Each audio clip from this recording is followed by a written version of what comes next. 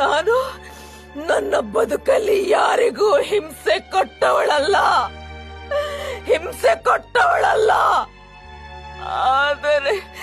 ಆದರೆ ನನಗ್ಯಾಕೆ ಈ ಸಹಿಸಲಾಗದ ಹೊಟ್ಟೆ ನೋವು ಕೊಟ್ಟೆ ದೇವಾ?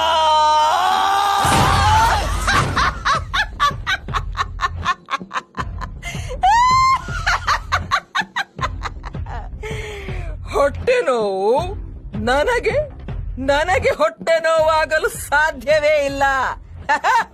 ನನ್ನ ಹೊಟ್ಟೆಗೆ ಏನೂ ಆಗಿಲ್ಲ, ಏನು ಆಗಲು ಸಾಧ್ಯವೂ ಇಲ್ಲ.